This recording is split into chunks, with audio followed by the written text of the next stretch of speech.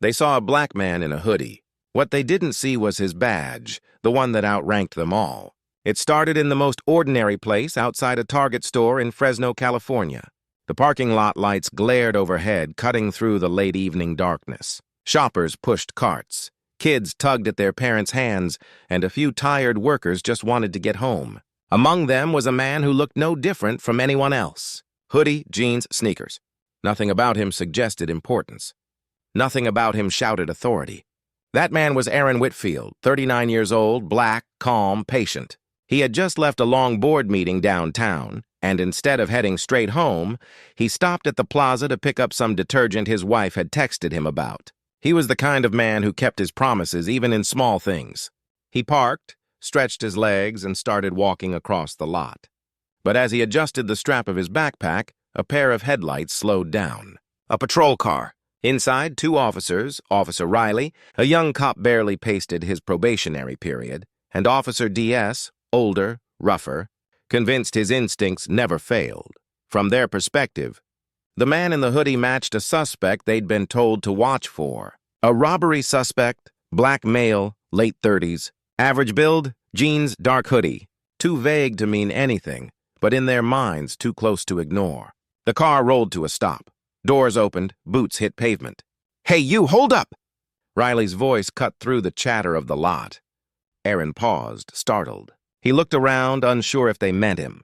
His instinct was to stay calm, so he raised his hands slightly, palms open, and asked, "Are you talking to me?" "Yes, you." "Stop right there," Officer DS barked. His hand hovered near his holster, a gesture that made heads turn in the crowd. Aaron's heart thumped. Not out of guilt, but because he knew this scene. He'd read about it. He'd heard neighbors talk about it. He knew how quickly things could spiral when assumptions collided with authority. Still, he kept his voice even. "Officers, can I ask what this is about?" "Don't worry about that.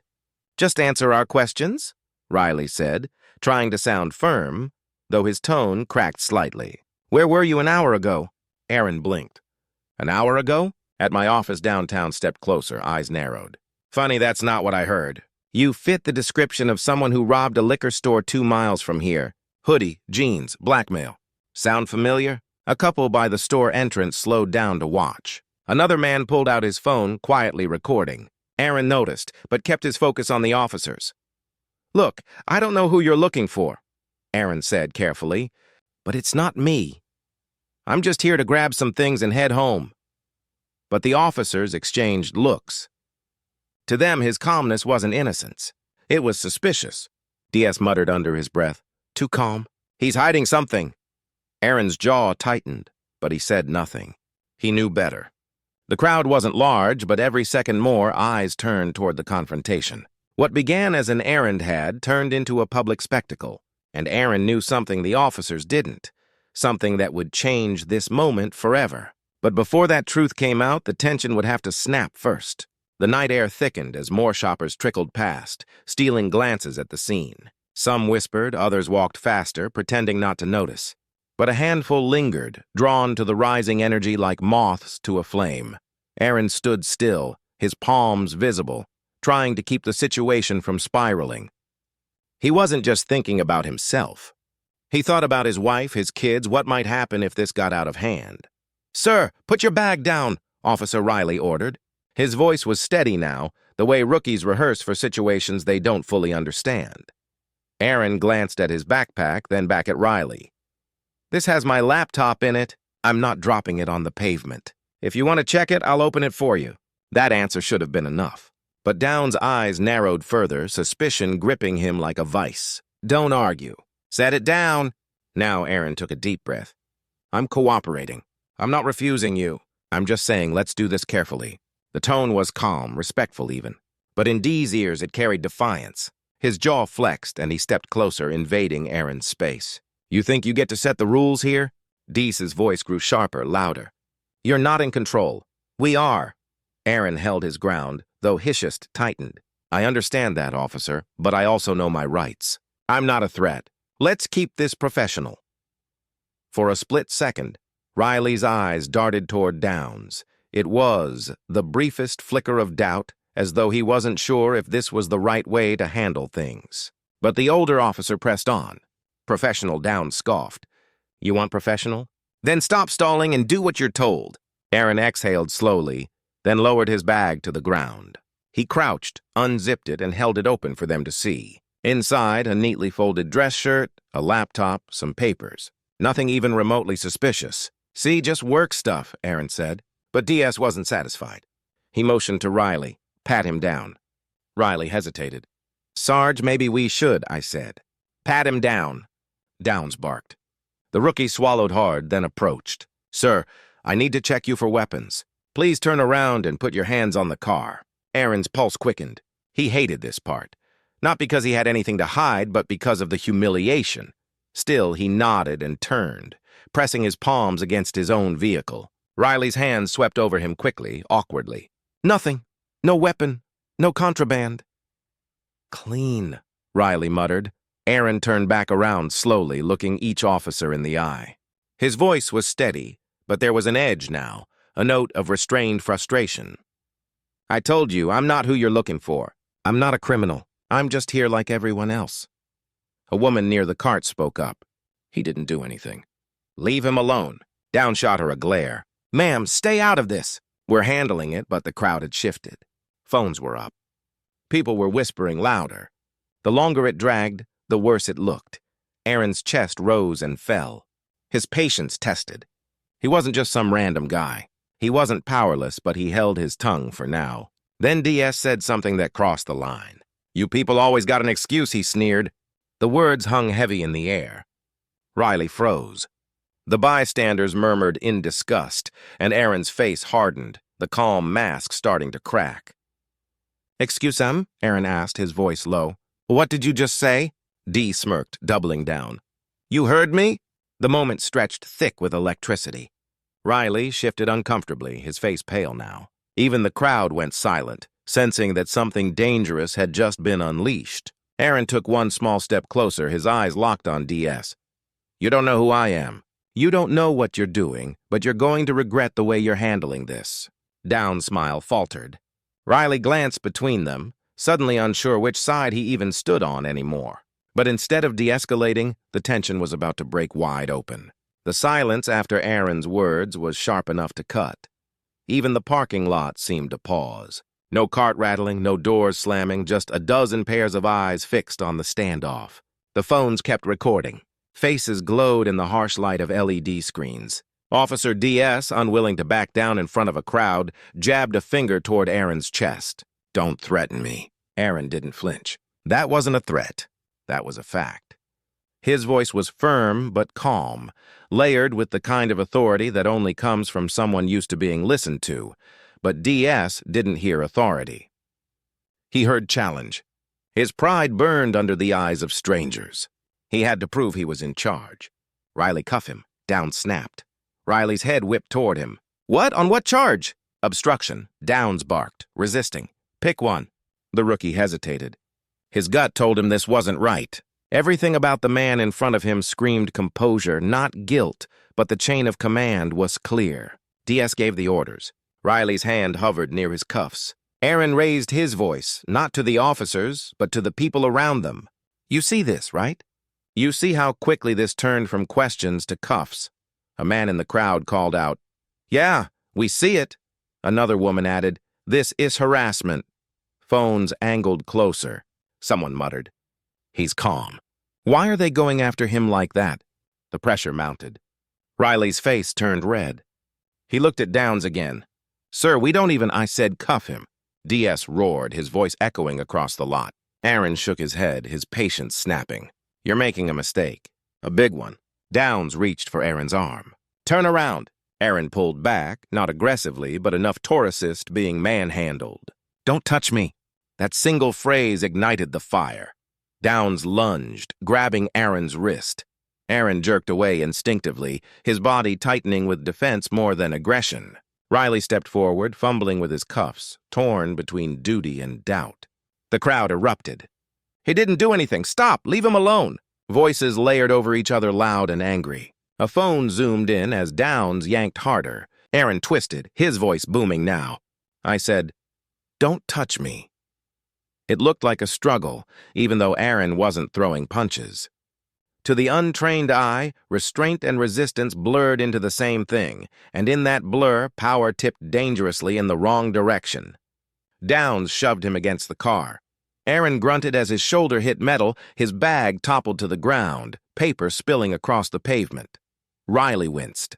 "Sarge, wait. He's not fighting." "Hold him still," Diaz barked. Aaron's voice broke through the chaos. "This is harassment. I haven't broken a single law." The crowd's anger grew louder, sharper. Some shouted at the officers. Others encouraged Aaron to stand his ground, but nobody stepped in physically. Phones stayed up, documenting every second. A young guy near the store shouted, "You're on camera!" "Everyone's watching." That only made DS more reckless. His grip tightened, his body leaning heavier into Aaron. It wasn't about the suspect anymore. It wasn't about safety. It was about pride.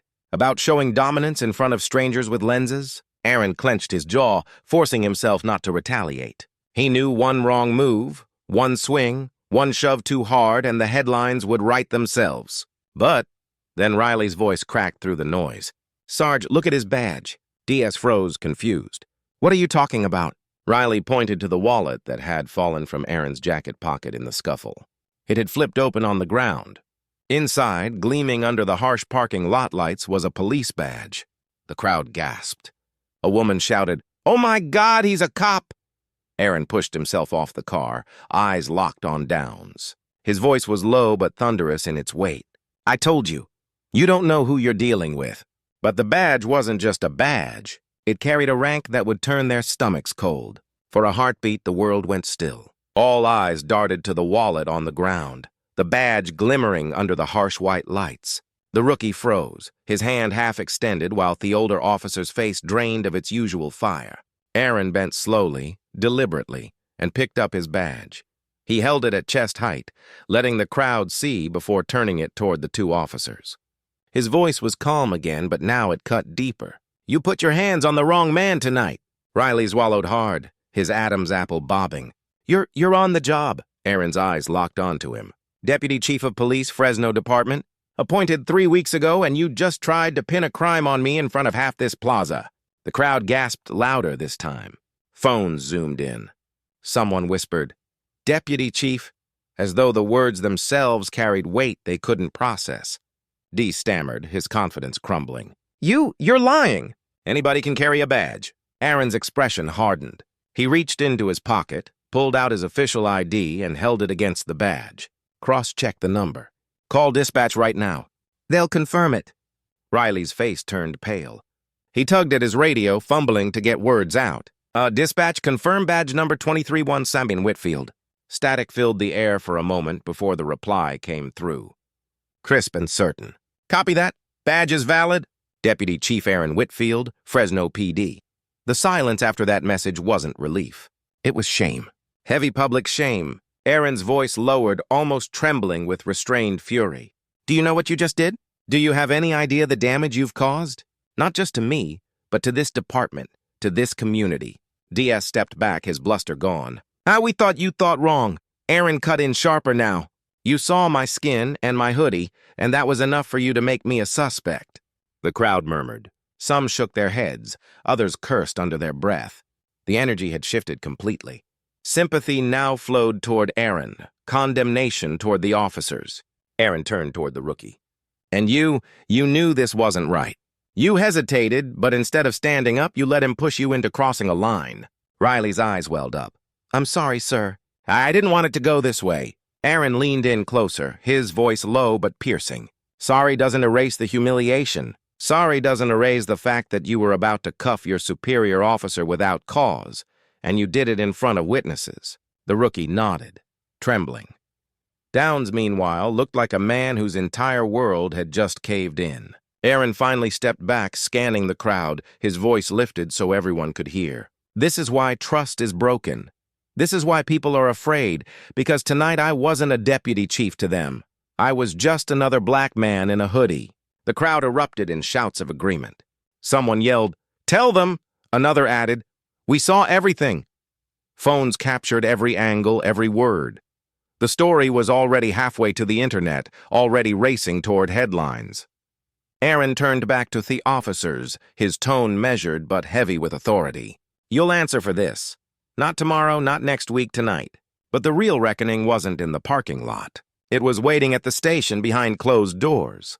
The ride back to the precinct was suffocating. Riley drove in silence, his knuckles white on the steering wheel. DS sat stiff in the passenger seat, staring straight ahead as though avoiding Aaron's eyes might erase what had just happened. Aaron sat in the back, not cuffed. How could they cuff their own deputy chief? But the symbolism wasn't lost on him. To the crowd in that parking lot, he looked like a suspect being hauled away. The image made his chest tighten with something between anger and sorrow. When they arrived, the building's fluorescent lights hummed overhead.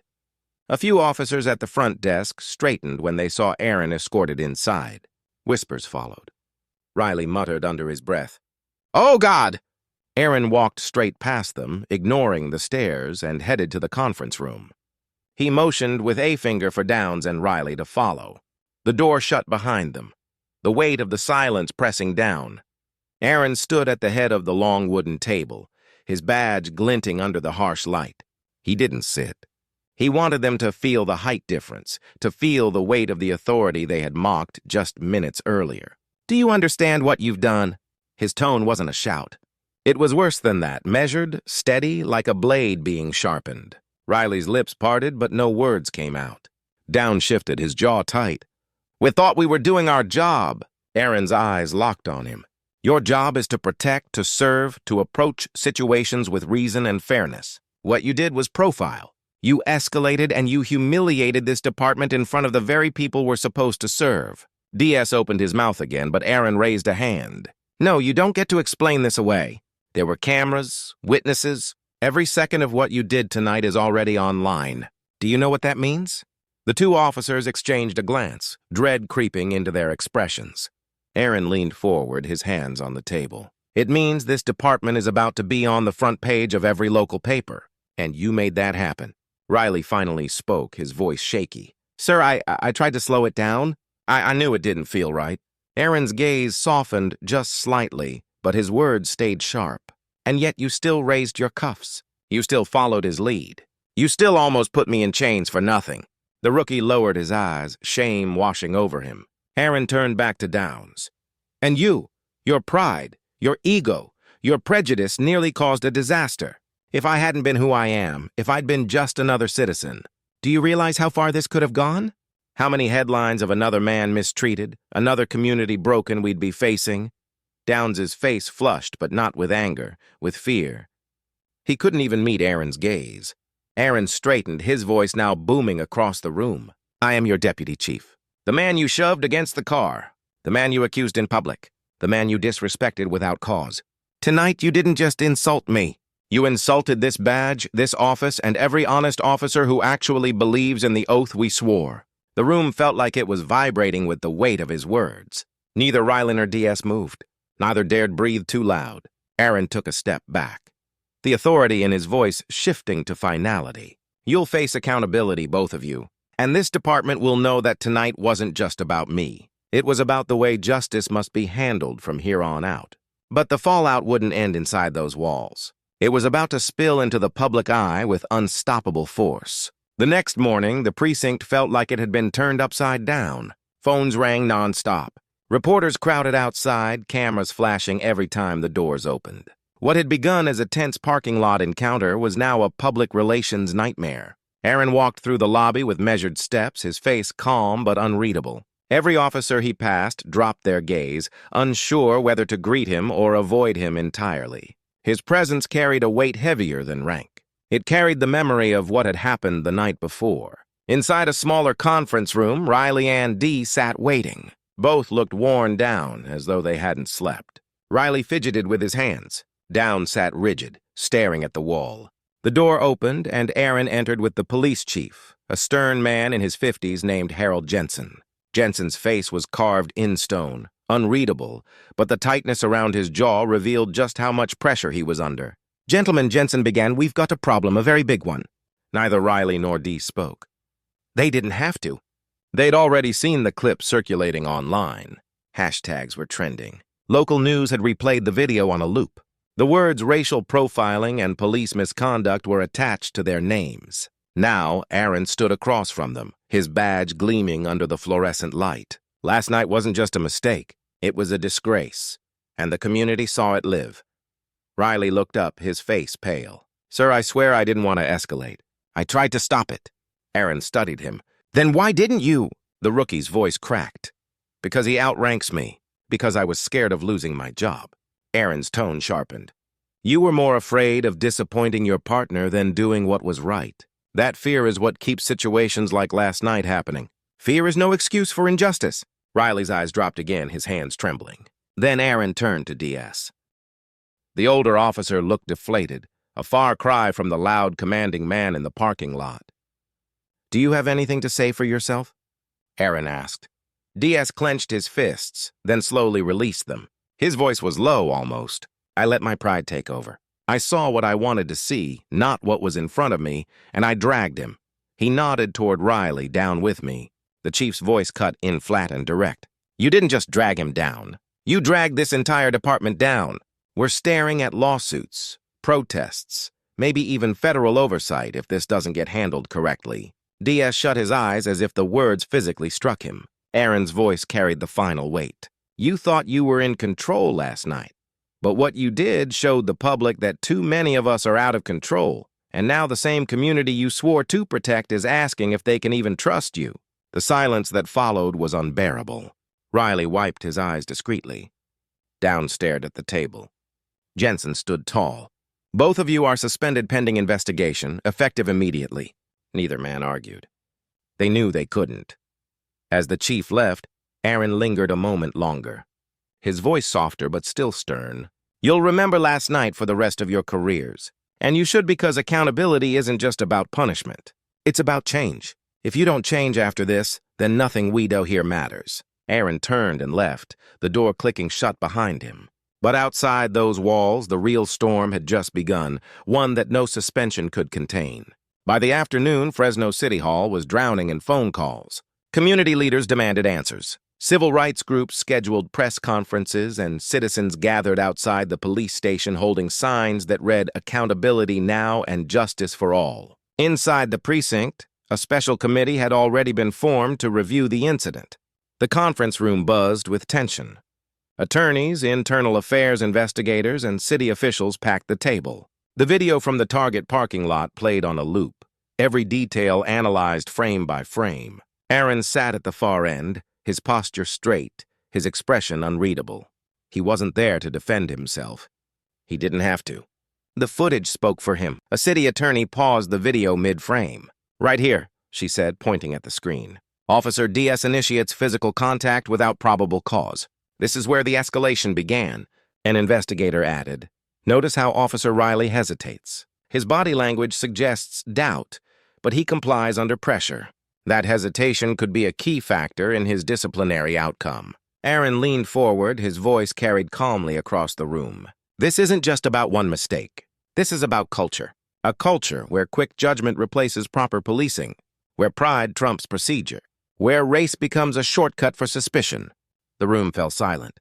Some avoided eye contact. Others scribbled notes nervously. The mayor's liaison, a woman named Denise Alvarez, spoke up.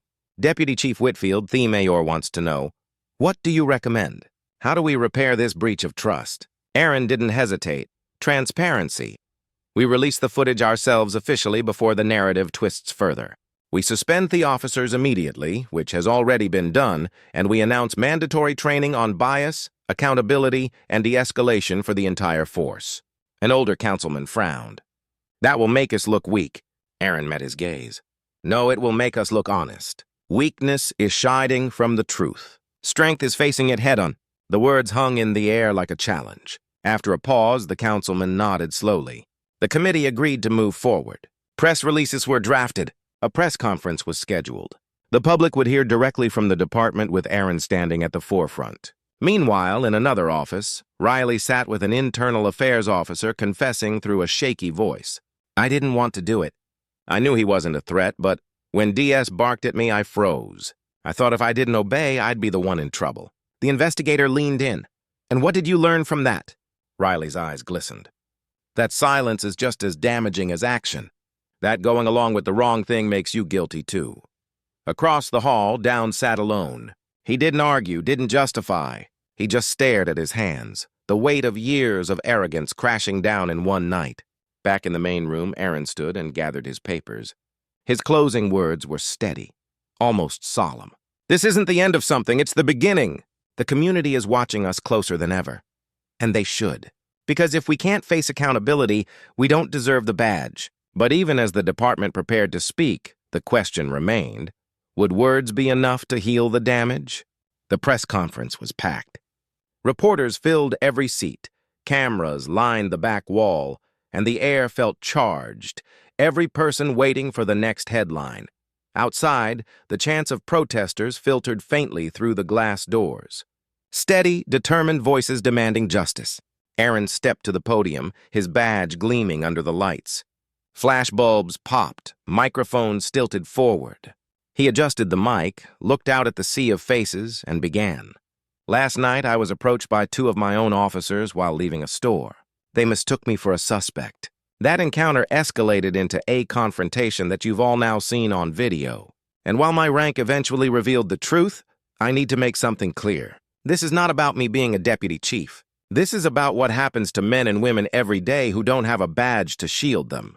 The room hushed. Reporters leaned in. Aaron's voice carried, steady but heavy with emotion. I was treated like a suspect first and a human being second. That cannot be the standard for how we police. If we want trust, if we want peace in our communities, then accountability isn't optional. It's the foundation. He paused, scanning the room. I stand here not to condemn every officer, but to remind us all that the badge is not a license for pride. It is a responsibility. To listen before accusing, to de-escalate before escalating, to see people as citizens, not stereotypes. A ripple of murmurs moved through the room. He continued, voice firm now. The officers involved have been suspended pending investigation. Mandatory training will be implemented across the department. And more than that, we are opening new channels for the community to have a voice in how we police. Cameras flashed. Pens scratched against notepads. Reporters typed furiously. Aaron leaned in closer to the mic, his words slowing, deliberate. But none of this means anything if we don't change the culture. That culture starts with us, officers, leaders, community members alike. Because real justice doesn't begin in a courtroom. It begins in how we treat each other on the street. Has stepped back, letting the silence stretch. Then he delivered the words that would echo long after the conference ended. I was lucky last night. My title protected me. But we cannot build a system where luck or rank is the difference between dignity and humiliation. Every person deserves respect. Every person deserves fairness. That's the standard I will fight for as long as I wear this badge. The room erupted. Reporters shouting questions, cameras flashing, murmurs swelling into applause from the back rows where community leaders sat. Aaron didn't linger. He stepped away from the podium, the chief following close behind. Later that night back home, Aaron sat at the kitchen table with his wife. She reached for his hand, squeezing it gently. You could have lost everything last night, she whispered. Aaron nodded, eyes heavy. I know. That's why we can't let it happen again. Not to me, not to anyone. He looked out the window, the glow of streetlights spilling across the quiet neighborhood. His voice was softer now, but just as sure. Change doesn't happen because we hope for it. It happens because we demand it and because we live it. And that in the end was the message. Power means nothing without responsibility, and authority means nothing without accountability. If you believe in fairness, if you believe in justice, don't stay silent. Speak up. Hold leaders accountable. Treat people with respect, even when no one's watching, because change begins with